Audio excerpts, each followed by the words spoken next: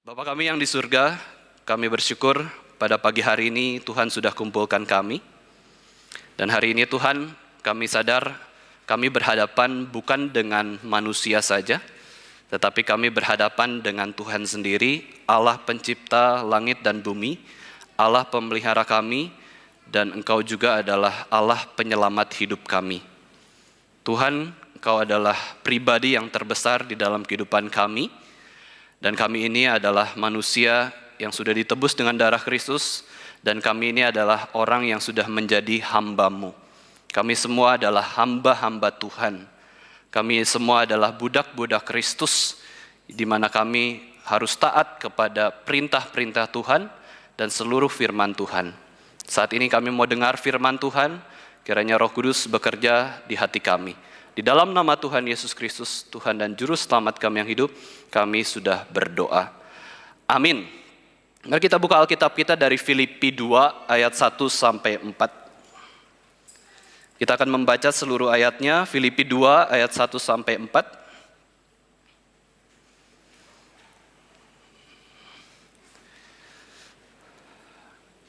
Kita baca bersama-sama. 1, 2, 3. Jadi karena dalam Kristus ada nasihat, ada penghiburan kasih, ada persekutuan roh, ada kasih mesra dan belas kasihan, karena itu sempurnakanlah sukacitaku dengan ini. Hendaklah kamu sehati sepikir dalam satu kasih, satu jiwa, satu tujuan, dengan tidak mencari kepentingan sendiri atau puji-pujian yang sia-sia. Sebaliknya, hendaklah dengan rendah hati yang seorang menganggap yang lain lebih utama daripada dirinya sendiri. Dan janganlah tiap-tiap orang hanya memperhatikan kepentingannya sendiri, tetapi kepentingan orang lain juga. Saya ulangi ayat 3 dan 4. Dengan tidak mencari kepentingan sendiri atau puji-pujian yang sia-sia, sebaliknya hendaklah dengan rendah hati yang seorang menganggap yang lain lebih utama daripada dirinya sendiri. Dan janganlah tiap-tiap orang hanya memperhatikan kepentingannya sendiri, tetapi kepentingan orang lain juga. Bapak Ibu Saudara sekalian, di dalam kehidupan kita sebagai manusia, ada yang dinamakan sebagai keterampilan parenting, atau keterampilan mengasuh anak kita, atau mengasuh anak-anak. Apa itu parenting? Apa itu keterampilan mengasuh anak-anak? Yaitu adalah suatu kemampuan untuk membesarkan anak-anak sampai besar, fisiknya besar. Bukan saja itu, karakternya baik, sehat tubuhnya, sehat rohaninya. Itulah parenting. Itulah kemampuan membesarkan seorang anak. Dan kita yang dianugerahkan Tuhan untuk menjadi orang tua yang punya anak, entah anak kandung atau anak adopsi, Bapak Ibu Saudara sekalian, kita masuk ke dalam pergumulan ini setiap saat. Bagaimana kita itu mengerti perasaannya Tuhan, bagaimana kita mengerti pikirannya Tuhan, ketika Tuhan menciptakan manusia dan membesarkan manusia dari kecil sampai besar. Orang tua semakin mirip dengan Tuhan, karena apa? Orang tua yang dikaruniai anak itu dipercaya punya kemampuan membesarkan tubuh anak ini jauh dari sakit, jauh dari kecelakaan, sampai dia besar, sampai dia dewasa, bisa mengambil keputusan sendiri, bisa hidup sendiri, bisa bertahan hidup sendiri. Dan bukan saja itu, orang tua ini diberikan tugas, otoritas oleh Tuhan untuk menyalurkan iman yang dimiliki orang tua, iman Kristen, supaya anak ini juga memahami kebenaran Kristen. Maka dari itu, tugas orang tua adalah tugas yang sangat berat. Itulah kenapa budaya timur itu lebih menghargai orang tua dibandingkan orang yang single. Karena apa? Melihat atau fokus kepada pergumulan orang tua yang tidak mudah. Manusia membesarkan manusia yang lainnya. Tidak mudah. Bagaimana bisa membesarkan manusia? Ada biaya, ada tenaga, ada waktu, ada sungguh-sungguh seluruh hidupnya dia pikirkan kepada anaknya. Jadi dengan demikian, parenting adalah sebuah seni. Dan Bapak Ibu saudara sekalian, kalau kita melihat anak kita atau anak-anak yang di sekitar kita, mereka adalah karya seni dari orang tua. Ya, karya seni yang terbesar, yang teragung dari orang tua adalah anak. Maka anak itu pasti mirip orang tua dari fisiknya, mukanya, perawakannya, badannya, tubuhnya. Bukan hanya itu, anak juga sedikit banyak, bahkan sangat banyak mirip dengan orang tua. Ketika anak belum punya tanggung jawab apa-apa, dia sangat mirip dengan orang tua, dia sangat memperhatikan orang tua, dia sangat meniru orang tua, apapun yang dikerjakan orang tua, dia coba ikuti. Maka dari itu, tanggung jawab orang tua itu begitu besar. Kalau kita lihat anak kita, Bapak Ibu Saudara sekalian, di samping kita, lihatlah, itu hasil karya kita. Mau baik, mau buruk ya, itu hasil karya kita.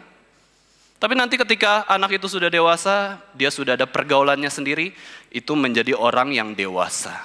Ya, lebih longgar lagi, kita tidak berelasi banyak lagi, apalagi dia sudah bisa hidup mandiri, itu sudah tanggung jawab sendiri. Tetapi selama anak itu di dalam asuhan orang tua, anak ini memang pengaruhnya besar itu dari orang tua.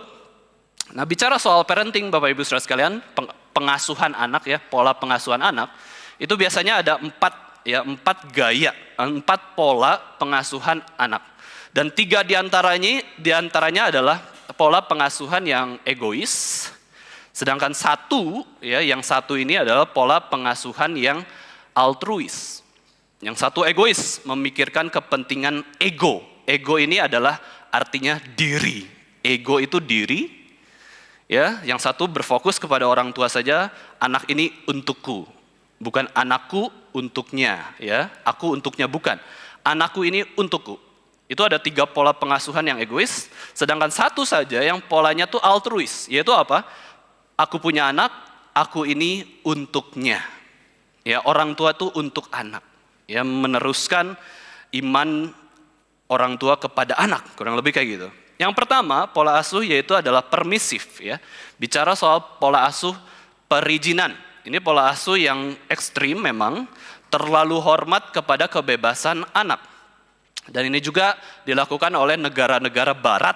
Ya, negara-negara barat itu sangat membebaskan anak. Ya, sudah umur 12, sudah bisa mandiri, sudah akil balik, sudah dewasa, sudah bisa berkeluarga, ya sudah. Ya, itu hidupmu. Hidupmu adalah hidupmu. Hidupku adalah hidupku. Bebas, apapun boleh. Mau melakukan dosa, silakan, terserah. Mau pesta-pesta, mau foya-foya, silakan. Mau ke gereja, mau pelayanan tiap hari, silakan. Ini adalah pola asuh yang permisif, ini adalah yes parents, orang tua yang selalu berkata iya kepada anaknya. Tidak berani mengatakan tidak kepada anaknya karena sungkan. Karena orang tua itu sangat memberhalakan anak, jadi semuanya ya. Mau apa? Ya. Ini juga seperti helikopter parents, di mana ketika anaknya butuh sesuatu, datanglah helikopter untuk memberikan kebutuhan kepada anaknya. Anak tidak pernah tahu lelah, anak tidak pernah tahu lapar, anak tidak pernah tahu haus, anak tidak pernah tahu capek, anak tidak pernah tahu tidak punya uang. Semua ada, cukup bebaskan. Ini artinya orang tua yang memanjakan anak luar biasa ya. Anak ini menjadi manja dan Bapak Ibu Saudara sekalian, orang tuanya kenapa memanjakan anak? Karena itu mementingkan kepentingan diri orang tua. Dan ketika orang tua mementingkan kepentingan diri orang tua, si anak juga mementingkan kepentingan diri sendiri. Jadi orang tua yang memanjakan anak, anaknya memang manja. Dan ini terjadi di dalam Alkitab, Bapak Ibu Saudara sekalian, pola seperti ini yaitu adalah pola dari seorang hamba Tuhan. Pola dari seorang raja. Kita tahu Raja Daud, kita tahu Imam Eli. Saya ambil contoh Imam Eli, Bapak Ibu Saudara sekalian. Imam Eli ini punya 2 anak yang meneruskan pekerjaannya sebagai imam, yaitu Hofni dan Pinehas. Hofni dan Pinehas sudah diajarin untuk bisa beribadah kepada Tuhan, mempersembahkan korban. Kamu adalah imam, kamu adalah pelayan Tuhan. Kamu harus hormat kepada Tuhan, hormat di dalam rumah Tuhan, kemah suci. Kemudian apa yang mereka lakukan? Hofni dan Pinehas tidak hormat kepada Tuhan. Bayangin ya, anak pendeta, anak imam di zaman dulu itu Imamnya takut akan Tuhan. Imam Eli berusaha untuk taat kepada Tuhan. Tetapi anak-anaknya, Hofni dan Pinehas, bukan hanya satu loh ya. Tapi dua-dua anaknya tuh memang kurang ajar. Ya, mereka ngapain saja, mereka tidak hormat kepada Tuhan, tidak mengasihi Tuhan, dan mereka sembarangan menggunakan jabatannya sebagai imam. Imam yang harusnya memberikan persembahan kepada Tuhan, ada daging persembahan dikorbankan ya di atas mezbah, tapi mereka ambil garpu, ya ketika dagingnya sudah matang, mereka colok daging tersebut, mereka makan sendiri. Wah, enak ya. Jadi imam bisa makan daging banyak lagi ya. Mereka punya dosa perut, mereka tidak bisa menahan hawa nafsu perut mereka. Mereka memandang korban untuk Tuhan. Itu kurang lebih Bapak Ibu Saudara sekalian, kita berikan uang persembahan di zaman sekarang ya, terus kita curi uang persembahan di gereja. Atau kita malah menggunakan uang gereja dengan tidak bijaksana. Ya, organisasi gereja menggunakan uang dengan tidak bijaksana itu adalah sembarangan terhadap korban persembahan. Mereka itu memandang rendah persembahan kepada Tuhan. Nah, itulah kenapa Bapak Ibu Saudara sekalian, waktu kita setelah dengar firman, kita bersyukur kepada Tuhan, kita berikan persembahan. Biasanya kita kalau berikan persembahan kan kita hormat ya. Kita bangkit berdiri, kita menghormati, kita tuh sedang memberikan sesuatu kepada Allah, kita memandang tinggi persembahan kita. Bukan soal nilainya, bukan soal nilai uangnya, tetapi soal kita sudah diberkati Tuhan dan memberikan sesuatu untuk kerajaan Tuhan. Bukan saja itu, Hofni dan Pinehas juga tidur dengan perempuan-perempuan yang melayani di depan pintu kemah pertemuan. Ini dosa yang sangat sulit kita lawan, yaitu dosa perut dan dosa seksual mereka lakukan, yaitu Hofni dan Pinehas. Jadi Imam Eli melihat begitu, ya udahlah, udahlah, Tuhan tahulah. Gak berani marah ke anaknya. Ya, Imam Eli melihat Hofni dan Pinehas makan korban persembahan dengan sembarangan, ya udahlah. Atau tegur aja, kenapa kamu makan? Padahal itu harusnya langsung marah gitu ya. Langsung tegur, kamu gak boleh. Tuhan marah. Kamu saya hukum, kurang lebih kayak gitu ya.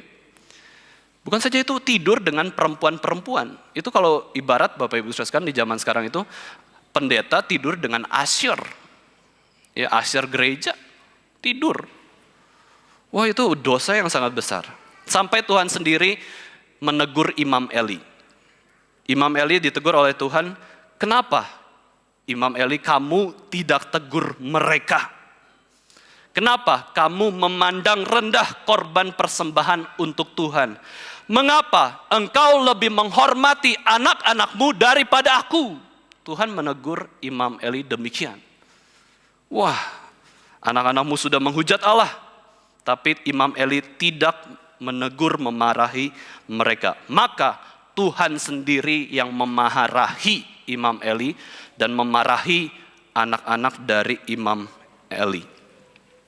Pola asuh yang kedua, Bapak Ibu Saudara sekalian, adalah pola asuh yang otoriter. Ya, kurang lebih pola asuh seperti Hitler. Ya, orang tua ini adalah bos, orang tua adalah raja. Orang tua harus dituruti, kalau enggak terjadi sesuatu kepada anaknya. Hal buruk pasti terjadi kepada anak-anaknya. Anak tidak taat, berisik, pukulan melayang, ya, piring terbang, ya, sapu lidi terkena tubuh anaknya. Wah, pola yang keras sekali. Oke lah, sekarang bisa dilaporkan ke polisi, ya, KDRT itu nggak boleh. Ya, cara memaksa anak-anak dengan apa?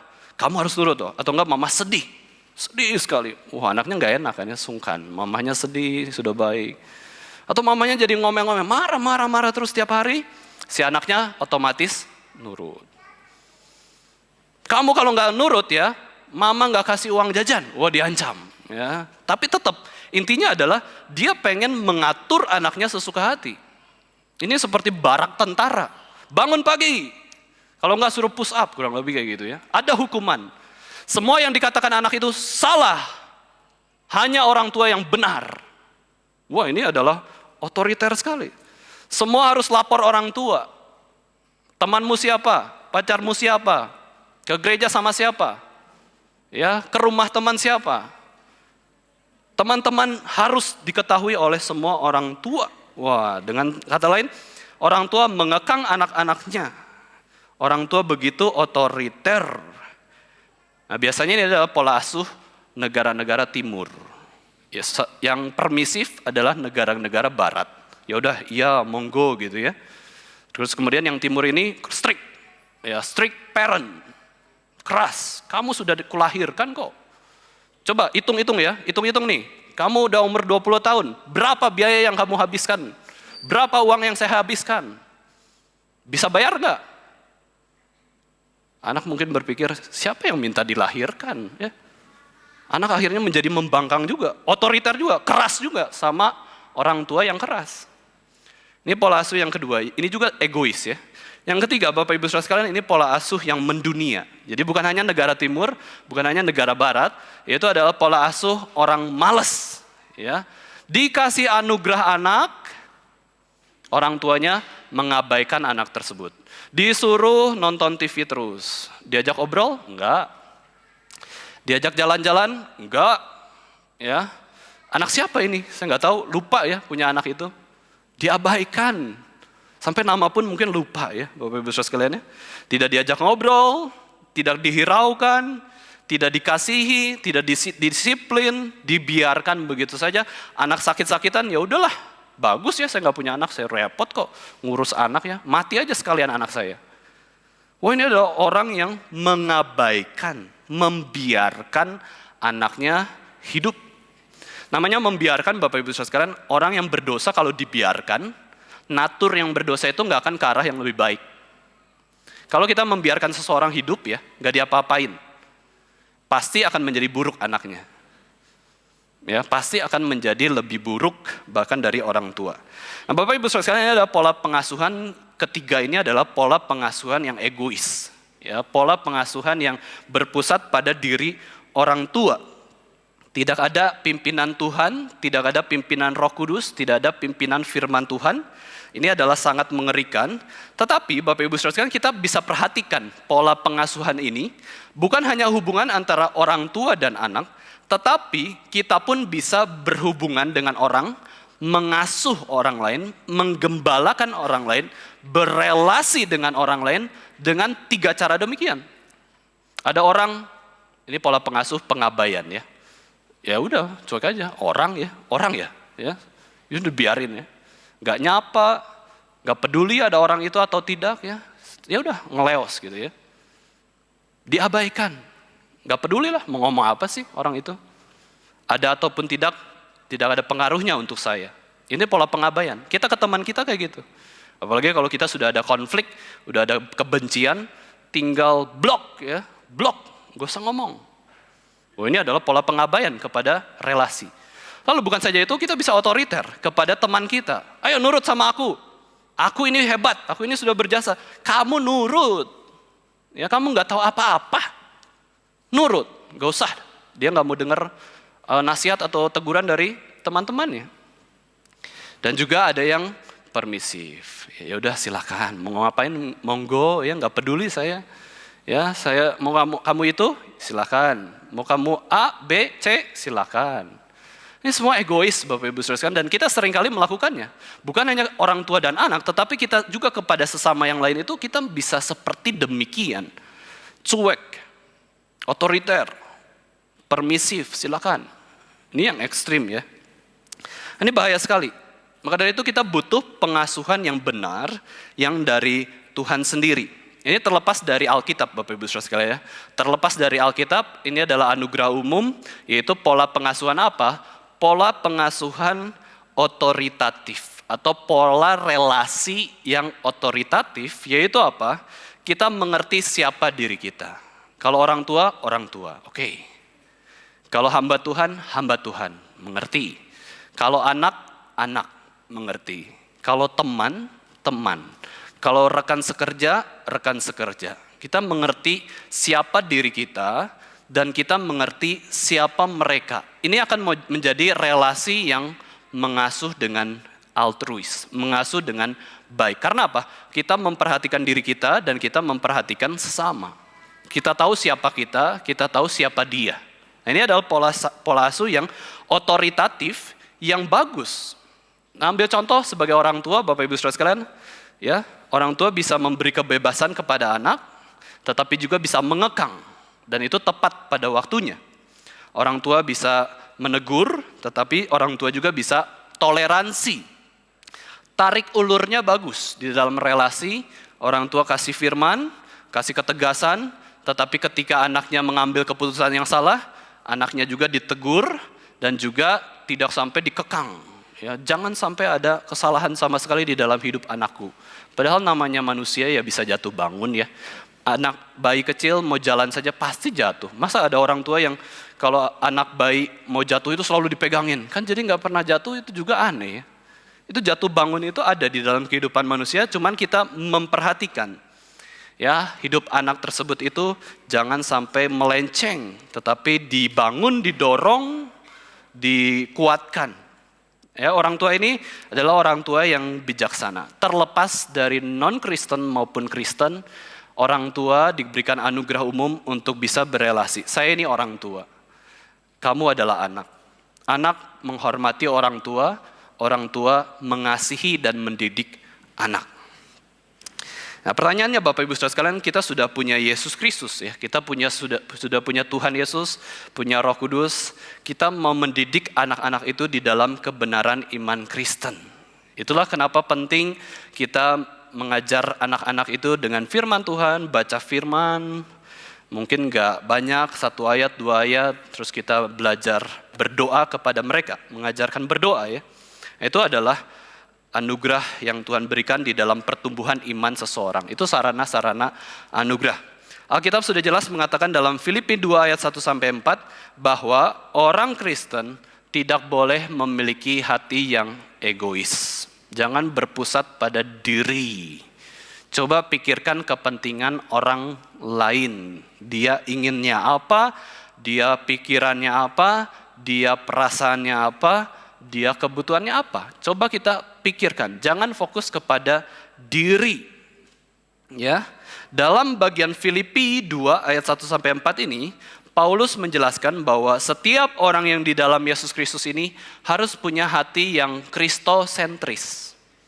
Hati yang tidak berpusat pada diri, tetapi hati yang berpusat pada Kristus. Dan ketika kita punya hati yang berpusat pada Kristus, kita akan memperhatikan apa yang diperhatikan Yesus Kristus. Siapa sih yang Tuhan Yesus perhatikan selalu? Kita tahu ya, teologi reform itu Tuhan punya cara pandang yang berbeda terhadap dunia ini. Ketika Tuhan menciptakan alam semesta, banyak galaksi, banyak bintang, angkasa di langit sana, Tuhan hanya fokuskan kepada bumi, earth. Ya, Tuhan itu memperhatikan bumi. Di dalam bumi ada hewan, ada tumbuhan yang begitu indah, begitu banyak. Ada miliaran manusia yang sudah hidup sepanjang zaman. Tetapi Tuhan itu tidak fokus kepada hewan maupun tumbuhan, melainkan fokus kepada manusia. Tuhan begitu mengasihi manusia. Di antara seluruh umat manusia yang ada di bumi ini, Tuhan ternyata ada fokus yang berbeda lagi, yaitu adalah fokus kepada umat pilihan atau orang-orang Kristen. Tuhan lebih memperhatikan. Bahkan Alkitab mengatakan, Tuhan sendiri mengatakan kepada orang Kristen bahwa kamu adalah biji mataku. Umat pilihan adalah biji mataku. Yang lain bukan. Umat bukan pilihan, bukan biji mataku.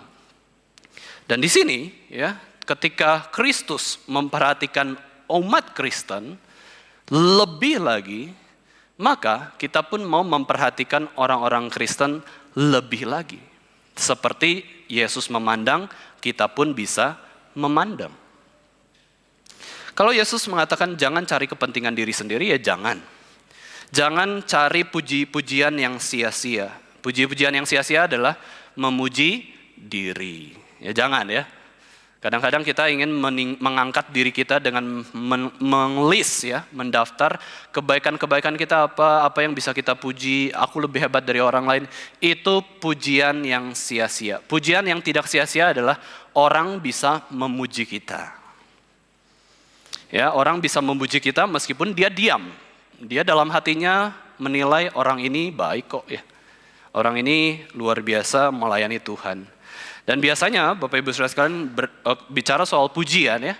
Biasa bicara soal pujian itu jangan sampai kalau bisa jangan ngomong di depan orangnya ya, karena orangnya bisa hidungnya terbang gitu ya. Hidungnya terbang, wih saya jadi sombong. Itu bisa ada resiko itu. Maka kita harus punya karakter dipuji tidak ada masalah, tidak dipuji juga tidak ada masalah. Ini karakter yang kokoh, tidak berdasarkan pujian atau hinaan. Kita tetap kita. Maka dari itu, kalau di dalam sepanjang sejarah kehidupan manusia itu, orang paling banyak dipuji itu waktu apa sih? Waktu kematiannya. Waktu kematian, Bapak Ibu Saudara sekalian, keluarga sejahat-jahat apapun ya, orang itu sejahat-sejahat apapun pasti ngomongnya yang baik kan ya. Masa ngomong, iya betul ya dia ini narkoba, bunuh diri, apalah. Itu orang jahat ya. Tetapi pada umumnya memuji seseorang itu bukan ketika orang itu tahu ya. Tapi ketika itu orang sudah mati, baru puji-pujiannya itu disebarkan kepada orang yang berkumpul. Itulah kenapa Alkitab mengatakan lebih baik ke rumah duka daripada ke rumah pesta. Karena apa? Di rumah duka kita bisa mendengar legasi orang yang sudah mati yang baik-baiknya. Yang buruk-buruknya nggak perlu lah. Kita sendiri buruk gitu ya. Dan kita bisa pelajari kebaikan-kebaikan dari orang yang sudah meninggal tersebut. Nah, ini mencari pujian yang sia-sia itu tidak boleh. Orang-orang Kristen itu tidak ada kesombongan, tidak mengutamakan diri sendiri, tetapi mementingkan kepentingan orang lain juga. Inilah tujuan ya. Tujuan kita di dalam Yesus Kristus adalah satu tujuan, satu kasih, satu jiwa, sehati sepikir untuk memperhatikan sesama. Untuk memperhatikan apa yang diperhatikan oleh Tuhan. Ini bukan berarti kita tidak boleh menikmati hidup kita, Bapak Ibu Saudara sekalian. Oh, berarti kita harus memikirkan orang lain terus, dirinya kapan? Tidak ya. Kita tentu boleh menikmati hidup kita. Kita mengasihi orang lain seperti kita mengasihi diri kita.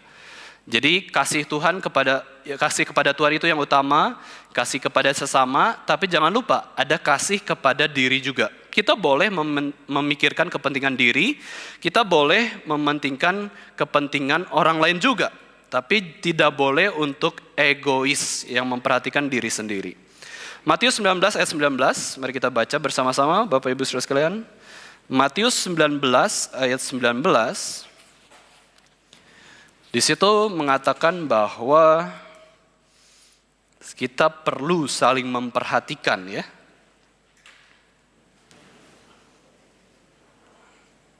Mari kita buka suara bersama-sama, kita baca Matius 19 ayat 19 sampai yang ke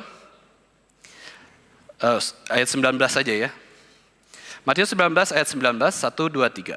Hormatilah ayahmu dan ibumu, dan kasihilah sesamamu manusia seperti dirimu sendiri. Ini adalah perintah dari Yesus Kristus sendiri. Yesus Kristus mengutip hukum kelima dari Taurat, yaitu hormatilah ayahmu dan ibumu, pikirkan mereka, papa mama kita, dan juga kasihilah sesamamu manusia seperti dirimu sendiri. Nah Bapak Ibu Saudara sekalian, kita tahu bahwa kita adalah manusia yang berdosa, kita punya natur yang berdosa, maka dari itu bagaimanakah cara kita untuk menghadapi natur yang berdosa ini? Ya bagaimanakah kita supaya punya hati yang kristosentris, bukan hati yang egois? Yang pertama adalah kita butuh anugerah Tuhan supaya hati kita menjadi hati yang mengasihi Tuhan dan sesama. Nah ini adalah kedaulatan Tuhan. Yang kita bisa lakukan untuk menerima hati seperti ini adalah berdoa, minta kepada Tuhan. Jadilah kehendak Tuhan di dalam hatiku, ya seperti di dalam hati Tuhan. Ini adalah doa kita. Pertama-tama kita butuh anugerah, kita butuh belas kasihan Tuhan. Kita butuh pemberian Tuhan supaya hati kita ini baru ya.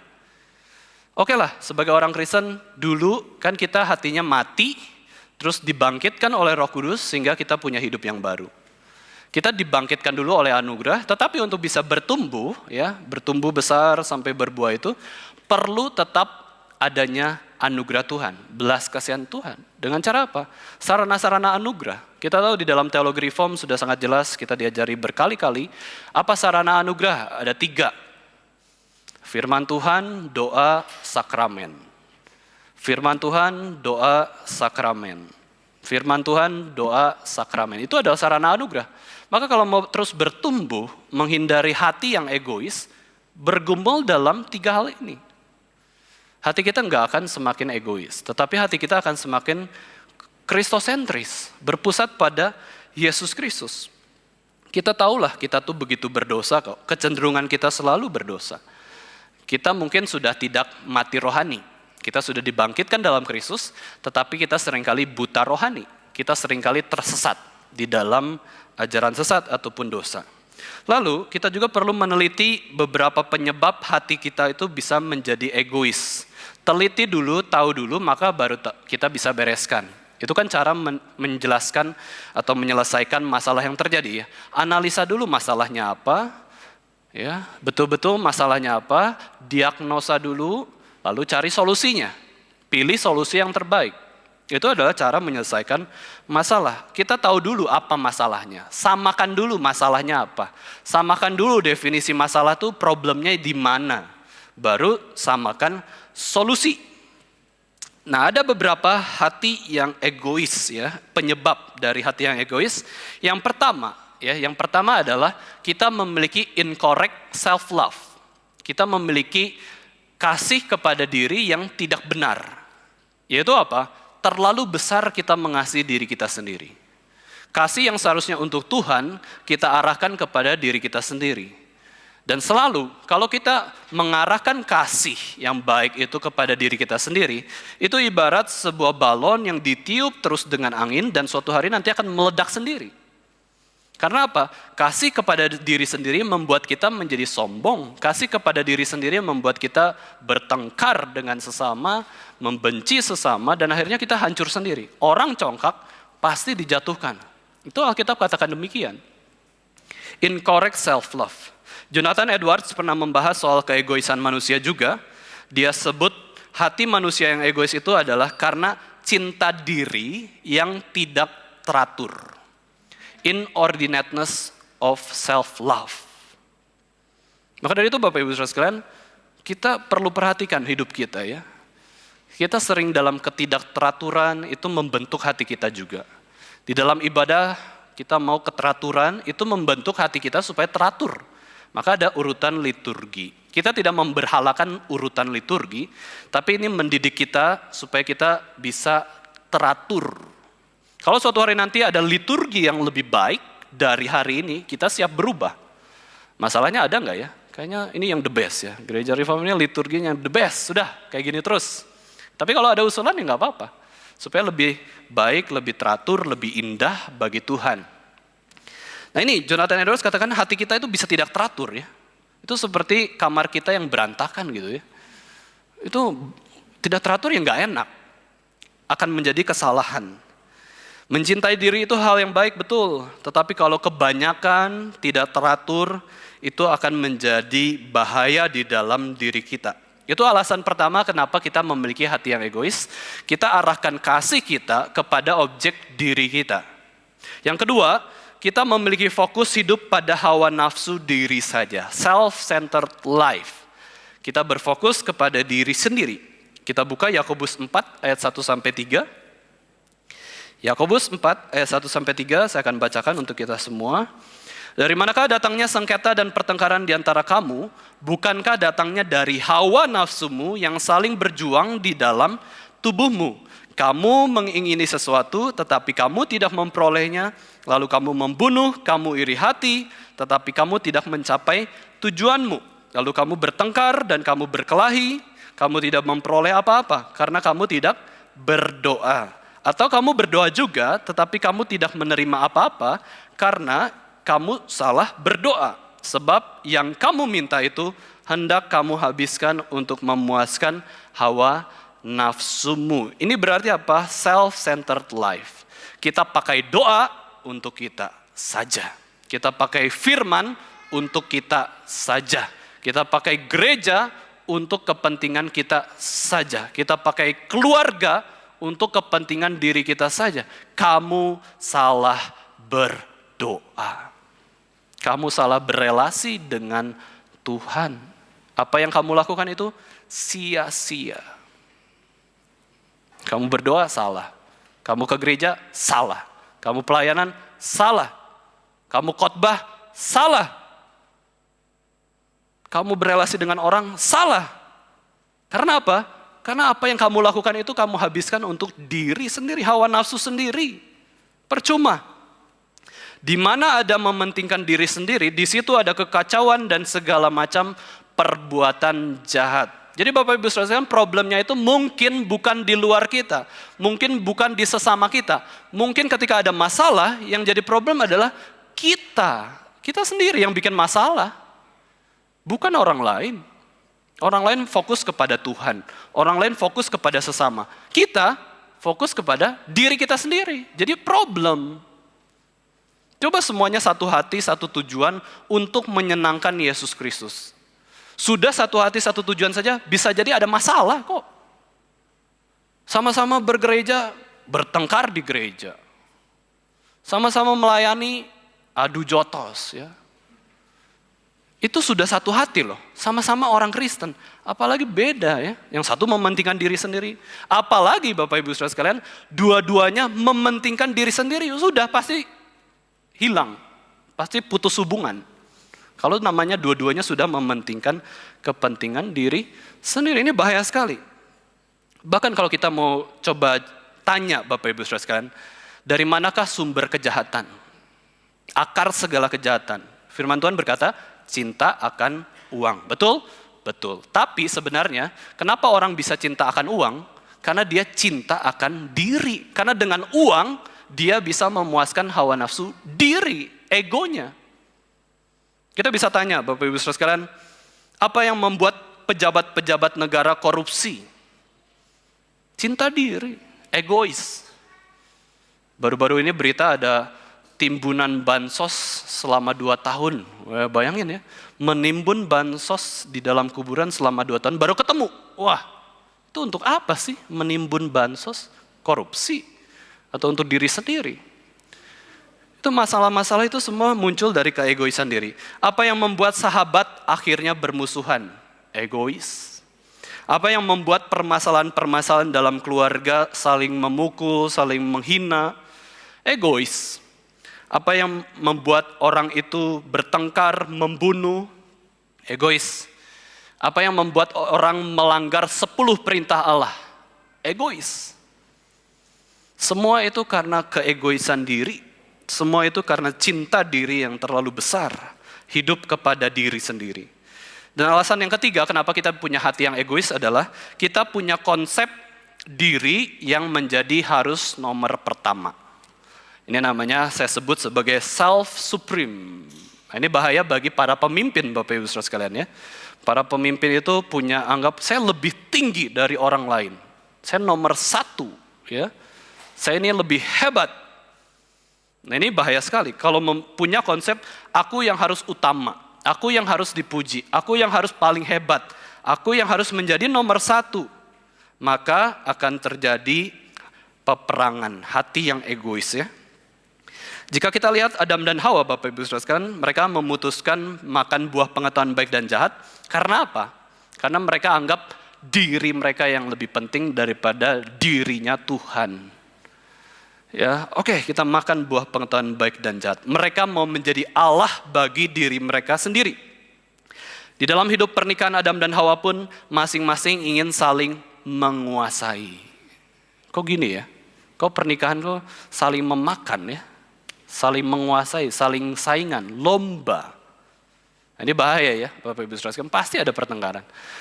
Di dalam hidup pernikahan keluarga itu bukan lomba siapa yang lebih berkuasa, tetapi kita sama-sama punya satu tujuan, yaitu memuliakan Kristus. Enggak saling menyalahkan, tetapi saling menutupi kesalahan. Enggak saling membenci, tapi saling mengampuni. Nah, harusnya kan di dalam keluarga demikian ya. Tapi kita lihat Adam dan Hawa jadi saling menyalahkan karena dosa. Tadinya Adam memuji Hawa. Wah ini dariku nih ya, tulang dari tulangku, daging dari dagingku, dipuji-puji, senang. Tapi ketika jatuh ke dalam dosa, siapa dia ya? Oh, perempuan yang kau tempatkan ini yang membuat aku berdosa. Nyalahin Hawa. Hawa juga nggak mau disalahin. Dia nggak berani nyalahin Adam karena Adam itu kepala keluarga. Nggak berani nyalahin Tuhan juga ya. Tapi nyalahinnya iblis, ular ini. Ya, saling menyalahkan. Kita lihat dari kehidupan anak mereka juga, Bapak Ibu Saudara sekalian, Kain dan Habel, mereka juga ya tidak baik relasinya ya. Tetapi yang problem siapa? Apakah yang problem itu adalah orang yang dibunuh, yang dibully, yang disiksa, yang sakit, menderita, yang mati? Bukan. Habel itu mementingkan kepentingan Tuhan, Habel itu mementingkan kepentingan kakaknya sendiri. Itulah kenapa Habel mau diajak Kain pergi ke padang, karena apa? Kain sebagai kakak bertugas menjaga adiknya. Maka Habel diajak ke padang oleh Kain, gak ada perasaan takut apa-apa mau dibunuh, enggak. Dia rasa tenang loh, tenang sekali bersama Kain, kakaknya. Tapi Kain yang begitu egois ini, ya, problem. Harusnya aku yang diterima persembahannya. Harusnya aku yang menjadi pertama. Selama hidup beribadah kepada Tuhan, persembahanku diterima kok oleh Tuhan. Aku anak pertama. Ya, waktu Hawa melahirkan aku, Hawa mamaku ngomong, aku ditolong oleh Tuhan. Waktu Hawa melahirkan Habel, Habel nggak ada tuh. Diomongin puji-puji nama Tuhan. Nggak ada pujian bagi Habel, aku yang dipuji. Ya, ketika Kain lahir itu Hawa ngomong gini kan, aku bisa memiliki anak yang pertama ini karena pertolongan Tuhan. Habel lahir nggak ngomong apa-apa, ya biasa aja ya, anak kedua ini ya, bahkan dinamain sia-sia. Wah, anak siapa nih anak yang kedua ini ya? Kain ini anak sulungku, anak yang luar biasa. Habel ini untuk apa anak kedua ini ya? Sia-sia namanya. Wah. Kain itu nomor pertama, sepanjang aku beribadah kepada Tuhan, Tuhan terima persembahanku. Kenapa? Di satu momen Tuhan tolak persembahanku. Ini gara-gara Habel. Itu hati yang egois, ya, self-supreme. Yang pertama, akhirnya Kain dengan baik-baik ajak Habel ke padang, membunuh Habel. Ya, membunuh Habel. Seharusnya Kain itu melindungi. Itulah Bapak Ibu Saudara sekalian, banyak alasan kita memiliki hati yang egois, karena kita menganggap diri kita pertama, karena anggap kasih kita itu harus kepada diri kita yang utama, dan kita juga memiliki kehidupan yang berfokus atau kepada diri sendiri ya, egois itu. Tetapi Alkitab menjelaskan story kita berbeda seharusnya ya. Kisah hidup kita bukanlah menjadi kisah hidup orang yang egois, yang dicatat sebagai orang yang egois dan penuh dengan dosa, tetapi setiap kisah kehidupan orang Kristen adalah seharusnya menjadi mengikuti kisah apa yang Alkitab nyatakan. Kisah Yesus Kristus, kisahnya Tuhan Yesus Kristus, kisahnya Alkitab. Ya, story of the Bible, kita mengikuti Alkitab bercerita. Alkitab bercerita pada mulanya kita diciptakan begitu baik, tapi kita sudah jatuh ke dalam dosa. Penyelesaian atas masalah dosa adalah di dalam Yesus Kristus. Kematian dan kebangkitan Yesus Kristus. Dan kemudian Tuhan menginginkan hidup kita itu seperti hidup yang ada di surga, yang tanpa dosa, yang kudus, yang berkenan di hadapan Tuhan. Saya tutup khotbah ini dengan satu perumpamaan yang begitu indah, yang menjelaskan kehidupan yang memperhatikan sesama. Kita tahu ada perumpamaan orang Samaria yang baik hati, Bapak Ibu Saudara sekalian. Di dalam perumpamaan itu ada beberapa orang ya. Ada 3 orang yang dinilai, yang dimunculkan dalam perumpamaan tersebut. 2 orang egois, sedangkan 1 orang itu adalah orang yang penuh kasih. Ya, kita bisa tahu bahwa di dalam kisah tersebut ada orang yang turun dari Yerusalem ke Yeriko. Yerusalem memang kota yang terletak di atas bukit. Di situ ada Bait Allah, dan orang ini turun setelah beribadah di Yerusalem.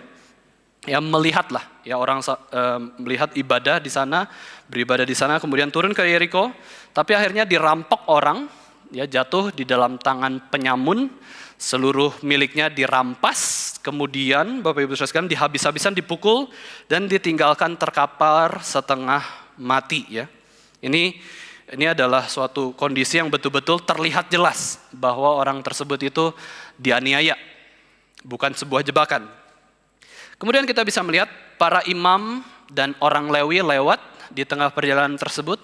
Mereka berelasi secara apa kepada orang yang terkapar tersebut? Ya, mereka berelasi dengan pengabaian. Cuek aja lah. Ada orang yang mau mati ya di tengah jalan, sudah dirampok, sudah luka-luka. Para imam, pendeta, pelayan Tuhan itu cuek, tidak memperhatikan orang tersebut yang terkapar. Tetapi yang ketiga, orang Samaria, orang yang belum kenal Tuhan, belum tahu firman Tuhan, orang yang bukan pilihan, tetapi justru menyatakan relasi yang penuh kasih, relasi yang altruis, relasi yang memperhatikan sesamanya. Yaitu dikatakan di dalam Alkitab, dia tergerak oleh belas kasihan. Setidaknya ada 17 kasihan yang dilakukan oleh orang Samaria ini. Ya, orang Samaria yang baik hati ini melakukan 17 kasihan kepada orang yang terkapar. Pertama, dia melakukan apa yang seharusnya dilakukan gereja. Yaitu apa? Dia pergi mendekati orang yang sudah mau mati tersebut. Pertama, dia nyamperin orang tersebut. Dia pergi keluar dari zona nyamannya, dari jalur perjalanannya untuk singgah ke orang yang terkapar tersebut. Yang kedua, orang Samaria tersebut membalut luka dari orang yang terkapar tersebut. Yang ketiga, yang dilakukan orang Samaria itu adalah menyirami orang itu dengan minyak bahkan anggur supaya orang itu nggak kepanasan. Ya, diredakan kepanasannya, kelelahannya, penderitaannya itu diredakan oleh orang Samaria ini. Kemudian menaikkan orang ke atas keledai tunggangannya. Ini yang keempat ya. Menaikkan orang itu ke atas keledai tunggangannya, dibawa, ya, ditumpang. Yang kelima, terus bawa ke penginapan, ya, ditaruh di penginapan karena dia tidak punya tempat tinggal. Andai orang Samaria ini punya rumah, saya yakin Bapak Ibu Saudara sekalian, orang Samaria ini akan bawa ke rumahnya, rawat sendiri. Tapi karena perjalanan dia bawa ke penginapan. Kemudian di penginapan dia tidak tinggalkan, nih titip ya, penjaga penginapan titip uang, pelihara, ya. Sembuhkan orang yang terkapar ini. Tetapi merawatnya dulu. Ya, dirawat beberapa waktu. Yang terakhir adalah dia menggunakan uangnya untuk pemilik penginapan melakukan perawatan. Dia menyerahkan 2 dinar, itu berarti 2 hari. Ya, 2 hari supaya bisa dirawat. Nah, Bapak Ibu Saudara sekalian, ini adalah 7 tindakan belas kasihan yang dilakukan oleh orang Samaria. Ini menggambarkan relasi yang otoritatif. Ya, otoritatif loh. Saya sesama manusia. Kalau saya di posisi dia, saya pun ingin diperlakukan demikian. Ini adalah golden rule, ya, peraturan emas. Lakukanlah sesuatu di mana kamu ingin orang lain lakukan kepadamu. Itu adalah hukum emas. Dan dia lakukan hal tersebut. Orang Samaria ini siapa? Bukan orang Kristen. Orang Samaria ini bukan pendeta, bukan hamba Tuhan. Tapi orang Samaria ini menjalankan kasih Tuhan yang begitu luar biasa, punya belas kasihan. Terakhir Bapak Ibu Saudara sekalian, mari kita sama-sama membuang hati kita yang egois. Sudah terlalu sering kita memikirkan diri kita sendiri. Karena apa? Karena diri kita adalah diri kita. Bangun tidur, kita berelasi dengan diri. Setiap detik, setiap waktu itu kita relasi dengan diri. Karena siapa? Karena diri kita ya diri kita. Tubuh dan roh ini kita gunakan, kita fungsikan. Kita seringkali mudah egois karena demikian. Kita berfokus kepada diri sendiri.